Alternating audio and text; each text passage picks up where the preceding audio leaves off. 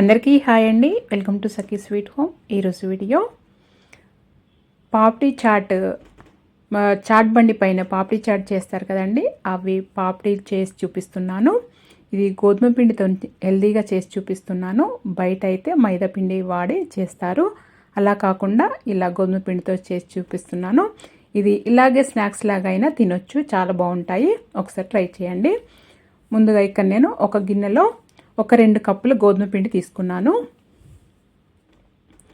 ఇప్పుడు దీంట్లో రుచికి తగినంత ఉప్పు వేసుకోవాలి.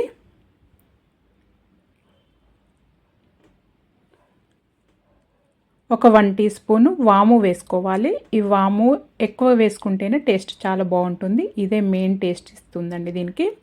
ఇప్పుడు ఒక 1 టేబుల్ స్పూను నూనె వేసుకోవాలి.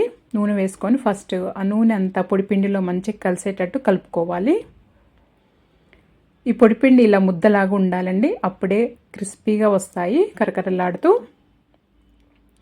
ఇలా కలుపుకున్న తర్వాత కొద్ది కొద్దిగా వాటర్ పోసుకుంటూ కలుపుకోవాలి పిండిని. ఈ పిండి మరీ సాఫ్ట్గా ఉండొద్దు, మరీ గట్టిగా ఉండొద్దండి, మీడియంగా ఉండాలి. సాఫ్ట్గా అయితే అస్సలు ఉండొద్దండి పిండి.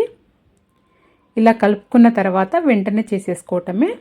కింద ఒకసారి ఇలా మళ్ళీ ఒకసారి ఇలా అనుకొని 2 భాగాలుగా చేస్తున్నాను నేను ఇది. ఇలా ఈ పిండిని తీసుకొని రౌండ్గా ఇలా చేసుకొని పొడి పిండి వేసుకొని చపాతీ కర్రతోని పెద్ద చపాతీలాగా ఒత్తుకోవాలండి.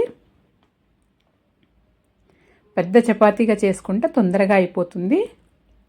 చిన్న చిన్నగా అయితే పెద్దగా ఎక్కువసేపు టైం పడుతుంది. ఇలా సన్నగా ఉండాలి, లావుగా ఉండొద్దు దీనికి, పాపడి దానికి. ఇలా చాలా సన్నగా చేసుకోవాలి, పెద్దగా చేసుకోండి చపాతీ.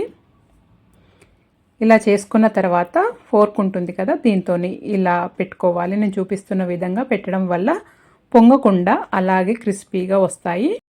ఈ చపాతీ మొత్తము ఇలాగే హోల్స్ లాగా పెట్టాలి.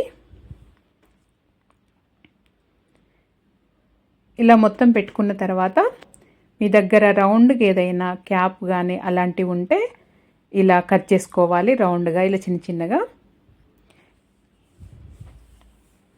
ఇలా అన్నీ చిన్న చిన్నగా కట్ చేసుకుంటే ఈజీగా తొందరగా అయిపోతుంది.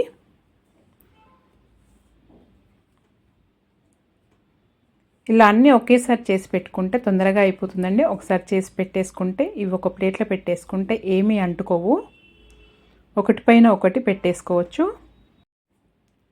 ఇంకో సగం పిండి ఉంది కదండి, అది కూడా అలాగే చేసుకొని ఇలా ప్లేట్లో పెట్టేసుకోవాలి. ఈ మిగిలిన ఇది కట్ చేసిన పిండి ఉంది కదండి, మళ్ళీ ఇలా ముద్దలాగా చేసేసుకొని మళ్ళీ అలాగే చేసేసుకోవటమే. అన్నీ ఇలా చేసి పెట్టుకున్న తర్వాత అంతవరకు ఇది చేసుకునే అంతవరకు పొయ్యి పైన నూనె వేడి చేసుకోవాలి.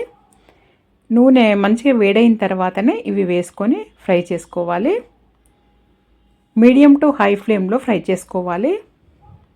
తొందరగానే వేగిపోతాయండి ఇవి. ఇలా అటు టర్న్ చేసుకుంటూ మంచిగా క్రిస్పీగా ఇలా గోల్డెన్ బ్రౌన్గా వచ్చే వరకు ఫ్రై చేసుకోవాలి. ఇలా ఈ కలర్ వస్తే సరిపోతుందండి. మళ్ళీ తీసిన తర్వాత ఇంకా కొద్దిగా కలర్ వస్తాయి. ఈ కలరు ఇలా క్రిస్పీగా వచ్చే వరకు ఫ్రై చేసుకొని తీసేసుకోవటమే. అన్నీ ఇలాగే ఫ్రై చేసుకొని ఇవి చల్లారిన తర్వాత స్టోర్ చేసి పెట్టుకోవాలండి. ఇలా చేసి పెట్టుకుంటే ఇవి నెల రోజుల వరకు కూడా నిల్వ ఉంటాయి. ఇలాగే స్నాక్స్ లాగైనా తినొచ్చు, లేదా పాపడీ చాట్, దహీ పాపడీ అలాంటివి ఇంట్లోనే చాట్ చేసేసుకోవచ్చండి, బయట కొనకుండా. ఇంట్లో ఈజీగా ఇలా చేసేసుకుంటే చాలా బాగుంటుంది. మరి మీరు కూడా ఒకసారి ఈ విధంగా ట్రై చేయండి. మరి మీకు కనుక ఈ వీడియో నచ్చినట్టయితే లైక్ చేయండి, షేర్ చేయండి, సబ్స్క్రైబ్ చేసుకోండి. Thank you for watching.